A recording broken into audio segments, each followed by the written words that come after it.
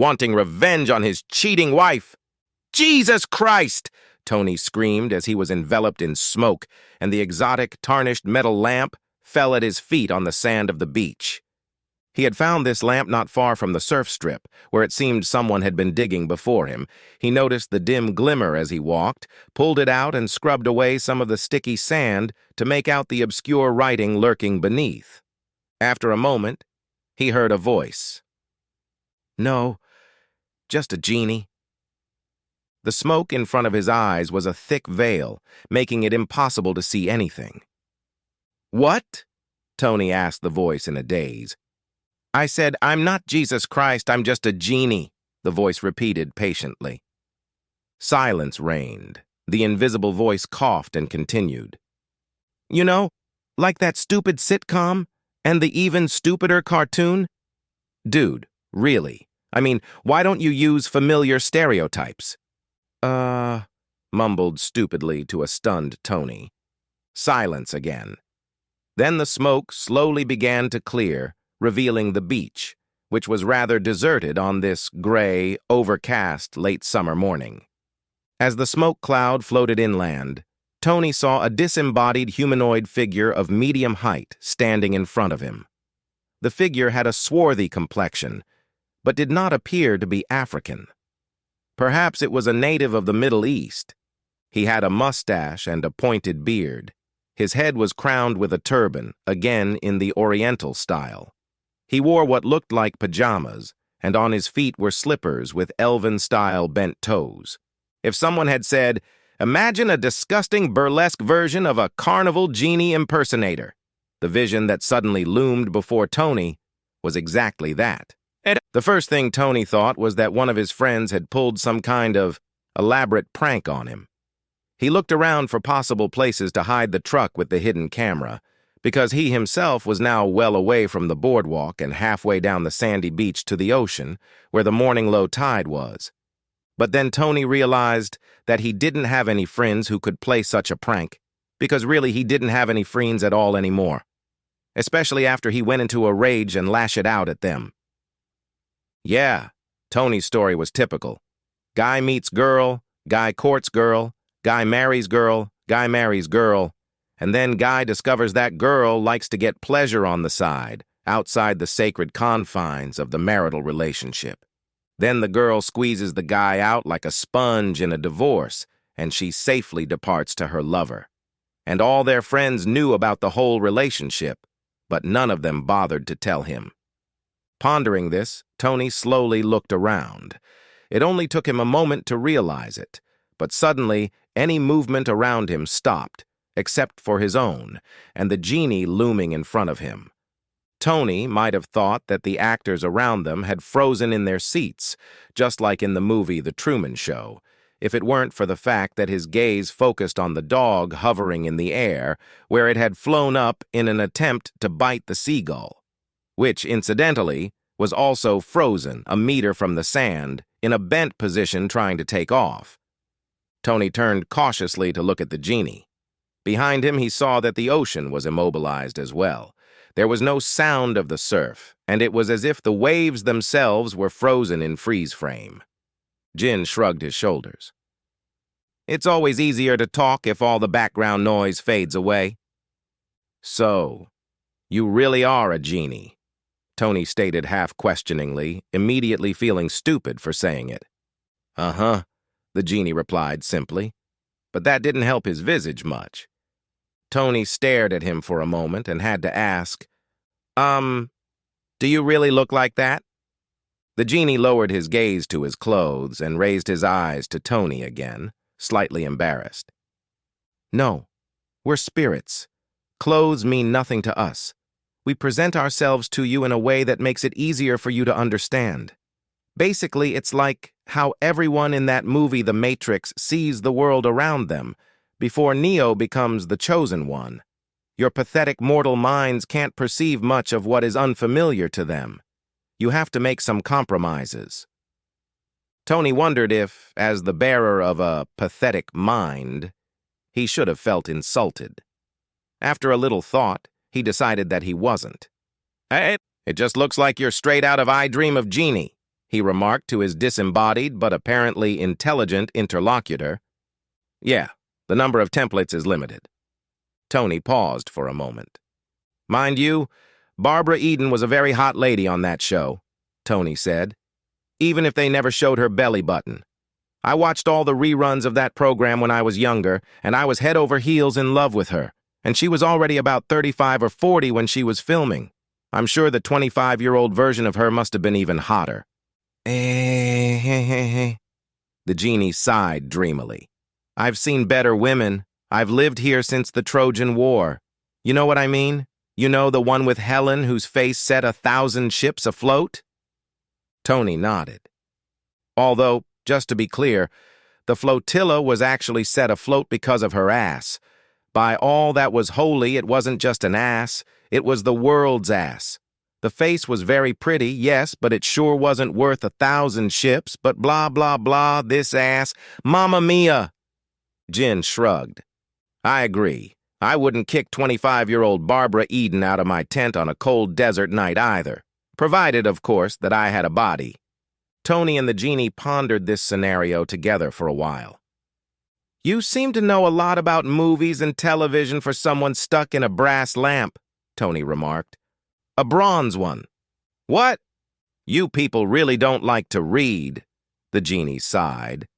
Then he continued in an edifying tone, as if he were lecturing from a university lectern. Brass is an alloy of copper and zinc. Bronze is usually an alloy of copper and tin, although you can mix it with other metals such as aluminum, manganese, nickel, or zinc. There was no brass era in human history, except maybe when swing music was popular. On the other hand, there was a Bronze Age era. Didn't you go over all this in school? Are you reading encyclopedias in your lamp? Answered a slightly puzzled Tony with a question. No, this is my personal knowledge, the Trojan War. Remember, we were just talking about it. The Bronze Age, although it was on the History Channel the other day. Again, we're back to the TV and movie question I asked before. Oh, right. Well, let me tell you, there's not much to do in the lamp, believe me. I have standard cable, of course. Otherwise, I'd go crazy. The 700 Club makes me laugh. I did have an HBO subscription for a while, but I mistakenly canceled it when I got pissed at the way Game of Thrones ended. I hear you, Tony nodded sympathetically. They both thought for a moment about the fact that no one in King's Landing had actually prepared properly for Daenerys turning into Hannibal Lecter. And what the heck happened to the lack of coverage in those episodes at the beginning of Season 8? Anyway, the genie mumbled, breaking the lingering silence. You summoned me by rubbing that lamp. What can I do for you? Good. Now let's get right to the point, Tony thought, and asked aloud. Does this mean I can make some wishes? Of course you can. That's what the average lumpen expects me to do, so go ahead. How many?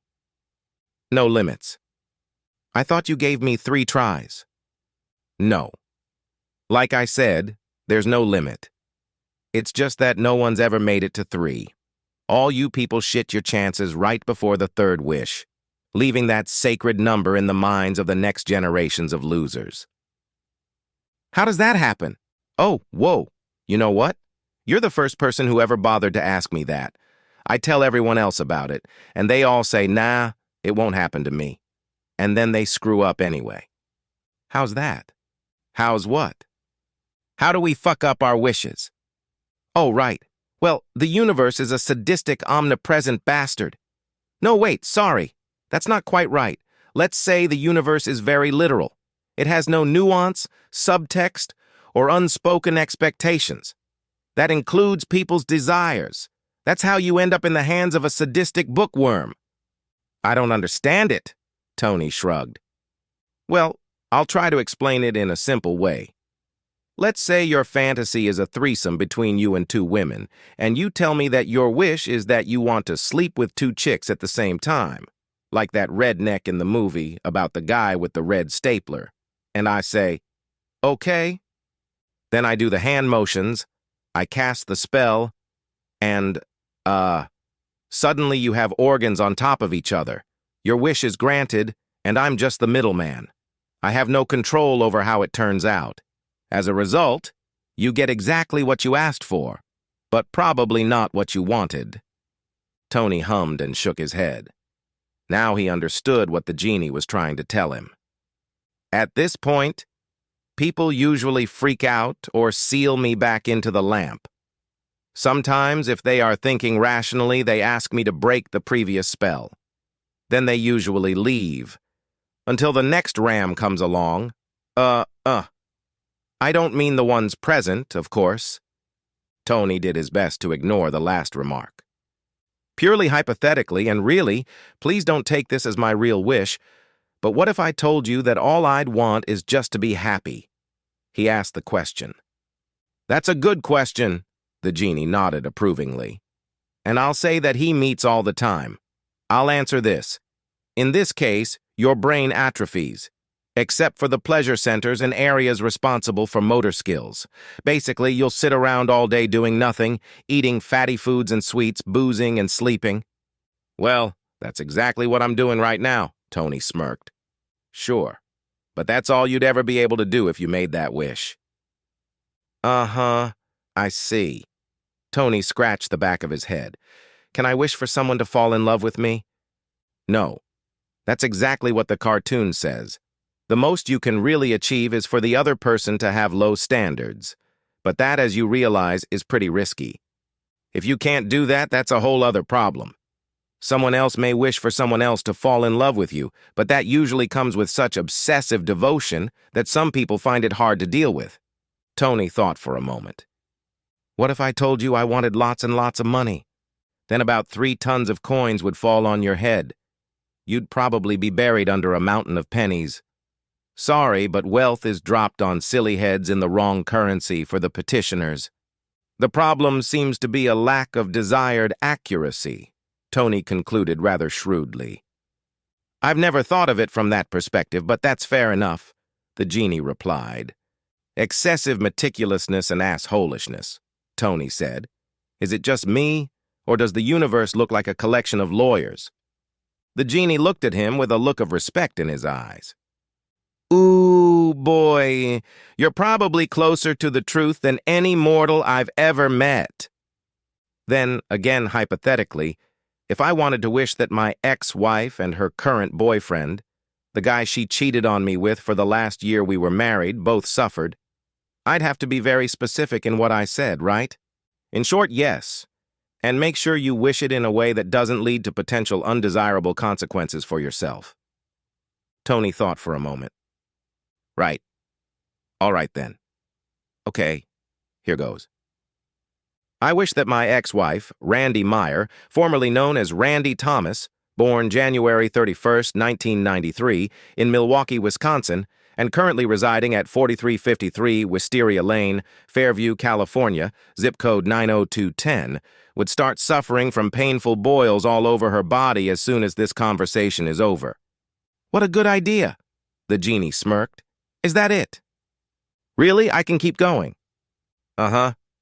Okay, Tony said, glancing quickly at his phone, which for some reason was still working, even though nothing else around him or the genie had moved since they'd started this conversation. Hang on a second. Wait. Why is my phone still working if everything else has stopped? Tony asked, showing the genie the screen of his gadget. It's 5G. Technology is getting better and better, the bearded recluse from the lamp replied nonchalantly. That's why the deep state is going to use them to connect vaccinated people to Facebook and Instagram. And what will they come up with next? Tony scowled. Okay, that's not important right now. Anyway, I'm ready to get on with it.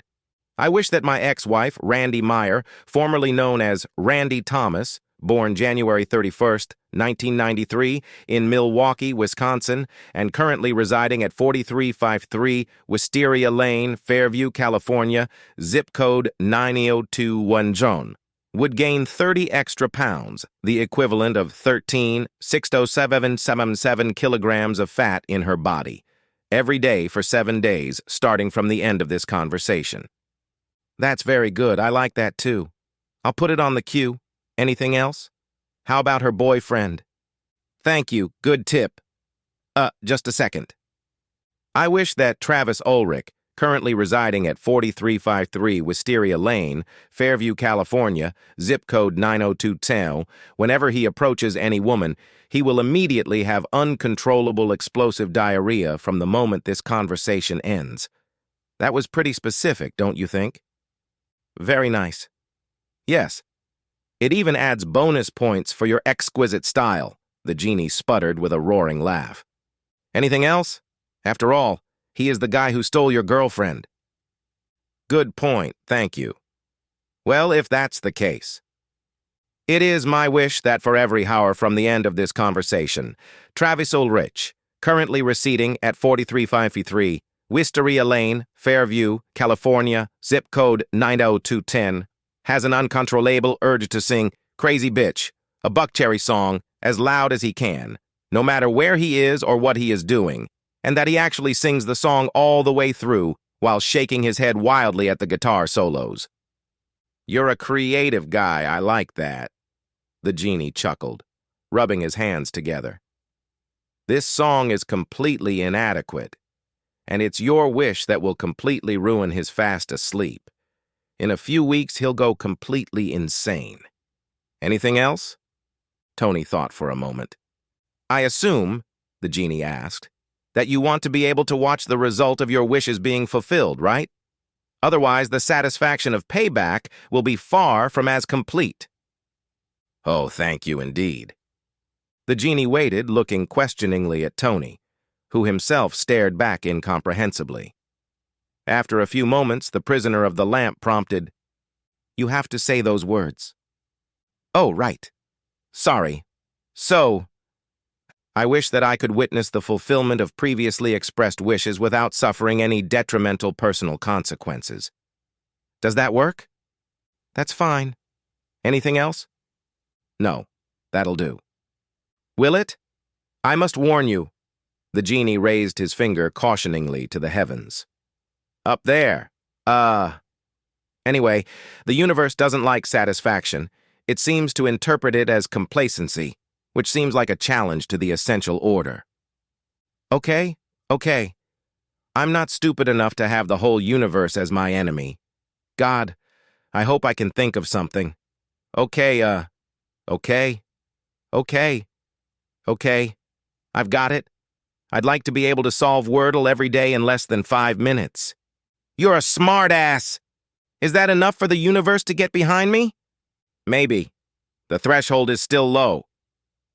Tony thought about it some more. Can I make a wish for you? For me? No. It's not like that Disney movie where you can go and wish for my freedom. I'm a slave to the lamp because I'm grounded. In the old days, I was a real pain in the ass. King Solomon purposely sealed me in here. What if I wanted to wish for something that would make you happy? You don't have to suck up. I'm gonna have to do it anyway. It's my job. Sure, but it's like tipping a waiter. Calm down, my heart. Seriously, don't. What makes me truly happy has to do with hurting other people. Lots of other people. That's why I'm here. Honestly, the most enjoyable thing I can do right now is post stuff on the forums, but it's nowhere near as enjoyable as dragging a screaming slave behind a chariot. The genie grinned dreamily. Tony snapped his fingers and smiled. I think I can do it. What if I wished I could give you back your HBO subscription? And what if I wished HBO would produce a brand new 8th season of Game of Thrones, but one that was so much better and made sense, and it would have twice as many episodes with proper coverage of the ice zombie attack scenes? Without pausing, Tony added, And what if I hooked up the Sci-Fi Channel to your lamp, which would actually air the entire series of The Expanse 7, with even trickier special effects? Jin looked completely shocked, and then began to slowly smile. Yeah, I think it'll work, but you have to say it out loud, properly. Tony did so. And then the genie scratched the back of his head and said, You know, that was really thoughtful. I'm really deeply touched, but not in a good way. In fact, I'm so touched that I want to give you a free gift. Hey, Tony protested. I don't want the universe to rain pennies on my head. I'm perfectly happy with my previous wishes. Relax, The genie smirked with a soothing wave of his hand. Freebies are supposed to be enjoyable. That's why it's such a rare thing. I know exactly what you want, and it has nothing to do with giving your body extra organs. What do you people say? I guarantee complete satisfaction or your money back, he said with a mysterious smile. Suddenly there was a rumbling clap of thunder, smoke billowed, and the genie disappeared. Along with it, the world came alive again.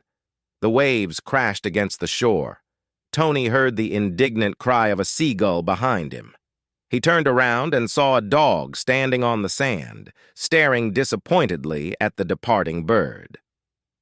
Tony walked along the beach for a while, wondering where he could find an inexpensive psychiatrist. Maybe he had somehow hit his head and needed an emergency MRI. He groped his skull for bumps, but found none. The walk took him back to the shabby building where he lived. Tony slowly made his way up to his cheap apartment. At least it had a view of the ocean if you craned your neck and leaned hard over the balcony railing. He was about to unlock the door when it swung open in front of him, and he was greeted by a Barbara Eden clone dressed as Genie, but 10 years younger than her famous TV show. She hugged him warmly. "Greetings, Master. I'm so embarrassed. I got excited waiting for you. Please, my master, give me your love." Before Tony could react, a man's voice came from the apartment across the hall, singing as loudly as it could. Hey, you're a crazy fool, but you're so good at making love. I'm shocked." Immediately, the furious shout of his ex-wife was heard. "Will you shut up, you idiot? My skin is so itchy from all these bumps, I'm bloated like a sow, and there's your shit all over the corners and walls, asshole. Can't you control yourself?" The inspirational chanting continued. "You're so beautiful, it won't be sweaty, Ray. Hey, hello! Where the hell are we anyway?" roared his ex from the neighboring apartment. Tony looked back at young Barbara Eden, who took advantage of this and pulled him to her for a deep and sweet kiss. He gladly allowed her to do so. Well, well, well, Tony thought to himself. This is totally unacceptable. He was definitely going to complain about his new, overly noisy neighbors. Even louder shouting could be heard from the other apartment. "Is that the morning sun over the ocean? Are we in fucking New Jersey? What the hell happened to our apartment in California?" And right then and there, Travis was howling at the top of his lungs like his life depended on it. The moment the young Barbara Eden kissed him, Tony decided he'd hold off on trying to get an MRI or seeing a psychiatrist for now. Even if he was hallucinating, it was still really very good. And he was really looking forward to the Game of Thrones Season 8 reboot. The end!